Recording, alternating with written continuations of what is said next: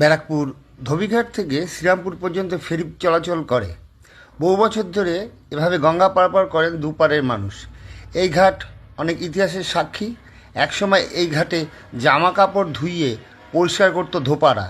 সেই থেকে এই ঘাটের নাম হয় ধোবিঘাট। বছর চারেক আগে এই ঘাটে পুরনো কাঠের জেটির পাশে লোহার জেটি তৈরি করেছিলেন রাজ্য সরকার। কাঠের জেটি ক্রমশ বিপজ্জনক হয়ে উঠেছিল। শ্রীরামপুর থেকে বহু ছাত্রছাত্রী ব্যারাকপুরে বিভিন্ন নামী স্কুলে পড়াশোনা করতে আসে। প্রতিদিন এই জেটি দিয়ে হাজার হাজার মানুষ ঝুঁকি নিয়ে যাতায়াত করেন। তাদের নিত্য যাতায়াত করতে হয় এই জেটি দিয়ে। তৎকালীন জেলাশাসক অন্তরা আচার্যের উদ্যোগে লোহার জেটি তৈরি করা হয়েছিল, কিন্তু ব্যারাকপুর ক্যান্টনমেন্ট বোর্ড অনুমতি না দেওয়ায় এই নতুন জেটি থেকে ফেরি চলাচল করা যায়নি। দীর্ঘদিন ধরে তা তালাবন্ধ অবস্থায় পড়েছিল। এটি চালু করার জন্য প্রতিরক্ষা মন্ত্রকের কাছে অনুমতি চাওয়া হয়েছিল, অবশেষে সেই অনুমোদন মিলেছে।